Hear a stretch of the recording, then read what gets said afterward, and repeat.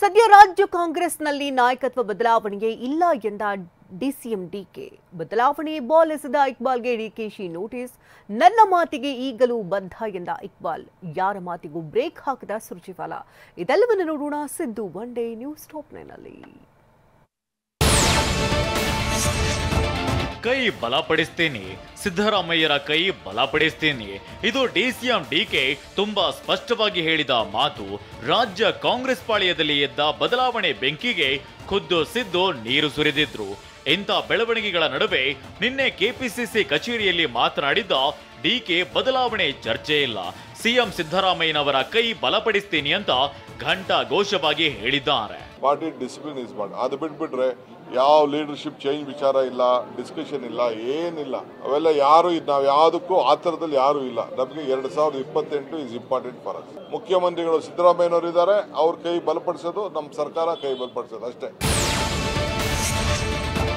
DCM DK ಈ ಮಾತನ್ನ ಹೇಳೋಕೆ ಕಾರಣವೇ ರಾಮನಗರ ಶಾಸಕ ಇಕ್ಬಾಲ್ ಹುಸೇನ್, ಮಾಗಡಿ ಶಾಸಕ HC ಬಾಲಕೃಷ್ಣ ಕೊಟ್ಟ ಸ್ಟೇಟ್ಮೆಂಟ್. ಡಿಕೆ ಕೂಡ ಸಿಎಂ ಆಗ್ಬೇಕು ಅಂತ ಇಬ್ಬರು ಹೇಳಿದ್ರು. ಬೆಂಬಲಿಗ ಶಾಸಕರ ಈ ಪ್ರೀತಿಯನ್ನ ನಿರಾಕರಿಸಿರುವ ಡಿಕೆ ಎಚ್ಚರಿಕೆ ನೀಡಿದ್ದಾರೆ. ನನ್ನ ಪರವಾಗಿ ಯಾರು ಮಾತನಾಡುವ ಅವಶ್ಯಕತೆ ಇಲ್ಲ ಅಂತ ಗರಂ ಆಗಿದ್ದಾರೆ. ಡಿಕೆಯ ಈ ಮಾತಿಗೂ ತಲೆಕೆಡಿಸಿಕೊಳ್ಳದ ಇಕ್ಬಾಲ್ ಮತ್ತೊಮ್ಮೆ ಬದಲಾವಣೆ ಮಾತಿಗೆ ಬದ್ಧ ಅಂತಿದ್ದಾರೆ. ಡಿಕೆ ಶಿವಕುಮಾರ್ ಅವರು ಒಂದು ಸಲ ಈ ಸಂದರ್ಭದಲ್ಲಿ ಇನ್ನೆರಡೂವರೆ ವರ್ಷ ಅವರು ಸಿಎಂ ಆಗ್ಬೇಕನ್ನೋದೇ ನಮ್ಮ ಅಭಿಲಾಷೆ, ನಮ್ಮ ಆಸೆ. ಒಂದ್ಸರಿ ಡಿಕೆ ಶಿವಕುಮಾರ್ ಅವ್ರಿಗೂ ಕೂಡ ಅಧಿಕಾರ ಕೊಡ್ತಕ್ಕಂಥ ಕೆಲಸ ಆಗಬೇಕು ಅಂತಕ್ಕಂಥದ್ದು ನಮ್ಮೆಲ್ಲರ ಅಭಿಪ್ರಾಯ. ಯಾಕಂದ್ರೆ ಅವರು ಕೂಡ ಪಕ್ಷವನ್ನ ಅಧಿಕಾರಕ್ಕೆ ತರಲಿಕ್ಕೆ ಅವರು ಕೂಡ ಸಾಕಷ್ಟು ಶ್ರಮಿಸಿದ್ದಾರೆ. ಅದರಿಂದ ಅವ್ರಿಗೂ ಕೂಡ ಒಂದು ಅವಕಾಶ ಮಾಡಿಕೊಡ್ಲಿ ಅಂತ ಹೈಕಮಾಂಡಲ್ಲಿ ನಾವು ಮನವಿ ಮಾಡ್ತೀವಿ. ಬೆಂಬಲಿಗ ಶಾಸಕರ ಈ ಪ್ರೀತಿಯನ್ನ ನಿರಾಕರಿಸಿರುವ ಡಿಕೆ ಎಚ್ಚರಿಕೆ ನೀಡಿದ್ದಾರೆ. ನನ್ನ ಪರವಾಗಿ ಯಾರು ಮಾತನಾಡುವ ಅವಶ್ಯಕತೆ ಇಲ್ಲ ಅಂತ ಗರಂ ಆಗಿದ್ದಾರೆ. ಡಿಕೆಯ ಈ ಮಾತಿಗೂ ತಲೆಕೆಡಿಸಿಕೊಳ್ಳದ ಇಕ್ಬಾಲ್ ಮತ್ತೊಮ್ಮೆ ಬದಲಾವಣೆ ಮಾತಿಗೆ ಬದ್ಧ ಅಂತಿದ್ದಾರೆ. ಯಾವ ಇಕ್ಬಾಲ್ ಹುಸೇನ್ಗೆ ನೋಟಿಸ್ ಇಶ್ಯೂ ಮಾಡ್ತೀನಿ ನಾನು. ಅವನು ಯಾರು ನನ್ನ ಸಿಎಂ, ನನಗೆ ಯಾರು ಸಿಎಂ ಆಗ್ತೀನಿ ಅಂತ ನಂಗೆ ಹೇಳೋದು ಅವಶ್ಯಕತೆ ಇಲ್ಲ.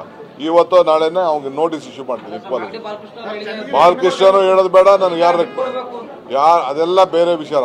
ಪ್ರೆಸ್ ಮುಂದೆ ಯಾರು ಹೋಗ್ಬಾರ್ದು. ನನಗೆ ನೋಟಿಸ್ ತರ ಕೊಡ್ಲಿ, ನೋಟಿಸ್ ಕೊಡದೆ ಹೋಗ್ಲಿ, ಬೇರೆ ನಡ ಮಾಡಲಿ, ನಾನು ಹೇಳ್ದಂಥ ಮಾತಿಗೆ ಬದ್ಧನಾಗಿರ್ತೇನೆ.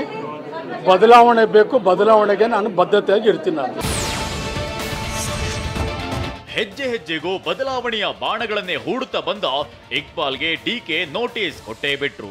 ನಿಮ್ಮ ಹೇಳಿಕೆಯಿಂದ ಪಕ್ಷಕ್ಕೆ ಮುಜುಗರವಾಗಿದೆ, ಅಶಿಸ್ತಿನ ಹೇಳಿಕೆ ಅಂತ ಪರಿಗಣಿಸಲಾಗಿದೆ. ಇದಕ್ಕೆ ವಾರದೊಳಗೆ ಸಮಜಾಯಿಷಿ ನೀಡುವಂತೆ ಸೂಚನೆ ಕೊಟ್ಟಿದ್ದಾರೆ. ನೋಟಿಸ್ ವಿಚಾರವಾಗಿ TV9 ಜೊತೆ ಎಕ್ಸ್ಕ್ಲೂಸಿವ್ ಆಗಿ ಮಾತನಾಡಿರುವ ಇಕ್ಬಾಲ್ ಹುಸೇನ್, ಈ ಕ್ಷಣಕ್ಕೂ ನನ್ನ ಹೇಳಿಕೆಯಿಂದ ಹಿಂದೆ ಸರಿಯಲ್ಲ. 7 ದಿನದಲ್ಲಿ ಇನ್ನು ಯಾರ್ಯಾರಿಗೆ ನೋಟಿಸ್ ಬರುತ್ತೋ ನೋಡೋಣ ಅಂತ ಹೇಳಿದ್ದಾರೆ. ನಿಮ್ಮ ಹೇಳಿಕೆಯಿಂದ ಹಿಂದೆ ಸರಿತೀರಾ? ಇಲ್ಲ, ನಾವು ಅದು ಹಿಂದೆ ಸರಿಯೋ ಪ್ರಶ್ನೆನೇ ಇಲ್ಲ. ನನ್ನ ಅಭಿಪ್ರಾಯವನ್ನು ನಾನು ವ್ಯಕ್ತ ಮಾಡಿದ್ದೀನಿ. ಇವತ್ತೆಲ್ಲ ನೀವು ಮುಂದೇನೂ ಅಷ್ಟೇ, ಇರುವವರೆಗೂ ಅಷ್ಟೇ ನಾವೇನು ಹೇಳಿದ್ವಿ ಅದಕ್ಕೆ ಬದ್ಧವಾಗಿರ್ತೀವಿ.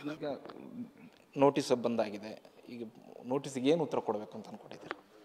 ಆಲೋಚನೆ ಮಾಡ್ತೀನಿ. 7 ದಿವಸ ಟೈಮ್ ಕೊಟ್ಟಿದ್ದಾರೆ. 7 ದಿವಸ ಟೈಮ್ ಕೊಟ್ಟಿದ್ದಾರೆ, ಆಲೋಚನೆ ಮಾಡಿ ನಾನು ಈಗ ಸುರ್ಜೋ ಪ್ರಾಯಶಃ ನಾಳೆಯಿಂದ ಅವ್ರಿಗೂ ನೋಟಿಸ್ ಕೊಡ್ಬೋದು ಅಂತ ಕಾಣ್ತದೆ. ನಾನು ಮೊದಲನೇ ಅಂತ ಕಾಣ್ತದೆ. ನನ್ನ ಹಿಂದೆ ಅವರು ಇರ್ತಾರಲ್ಲ, ಅವ್ರಿಗೂ ನೋಟಿಸ್ ಕೊಡ್ತಾರೆ ಅಂತ ಕಾಣ್ತದೆ. ನೋಡಿದೆ 7 ದಿವಸದಲ್ಲಿ ಯಾರು ನೋಟಿಸ್ ಬರ್ತದೆ ನೋಡೋಣ. ನಾಯಕತ್ವದ ವಿಚಾರದಲ್ಲಿ ಇಷ್ಟೆಲ್ಲ ರಂಪಾಟ ಆದ್ರೂ ಹೈಕಮಾಂಡ್ ಮಾತ್ರ ಯಾರ ಮಾತಿಗೂ ಬ್ರೇಕ್ ಹಾಕ್ತಿಲ್ಲ. ಎಐಸಿಸಿ ಅಧ್ಯಕ್ಷ ಖರ್ಗೆ ಆಗ್ಲಿ, ಸುರ್ಜೇವಾಲಾ ಆಗ್ಲಿ ಖಡಕ್ ಆಗಿ ಎಲ್ಲಿಯೂ ಬದಲಾವಣೆಯ ಅನುಮಾನಗಳಿಗೆ ಫುಲ್ ಸ್ಟಾಪ್ ಇಡುವ ಹೇಳಿಕೆ ಕೊಟ್ಟಿಲ್ಲ. You asked me whether this is a exercise for any change in leadership. The answer remains no. Rajanna September ಕ್ರಾಂತಿ ಭವಿಷ್ಯ ನುಡಿದಾಗಿನಿಂದಲೂ ಕಾಂಗ್ರೆಸ್ ಮನೆಯಲ್ಲಿ ಶಾಂತಿ ಕದಡಿದೆ. 1-to-1 ಮೀಟಿಂಗ್ ಮೂಲಕ ಶಾಸಕರ ಅಸಮಾಧಾನಕ್ಕೆ ಹೈಕಮಾಂಡ್ ಪರಿಹಾರವನ್ನೇನೋ ಕಂಡುಕೊಳ್ಳಬಹುದು. ಆದರೆ ನಾಯಕತ್ವ ಬದಲಾವಣೆ ವಿಚಾರವಾಗಿ ಭುಗಿಲೆದ್ದಿರುವ ಭಿನ್ನರಾಗಕ್ಕೆ ಬೀಗ ಹಾಕೋದೇ ದೊಡ್ಡ ಸವಾಲಾಗಿದೆ.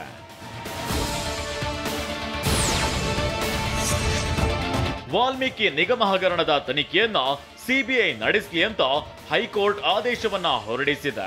ತನಿಖಾ ದಾಖಲೆ ಸಿಬಿಐಗೆ ವರ್ಗಾಯಿಸಲು ಎಸ್ಐಟಿಗೆ ಕೋರ್ಟ್ ಸೂಚನೆ ನೀಡಿದೆ.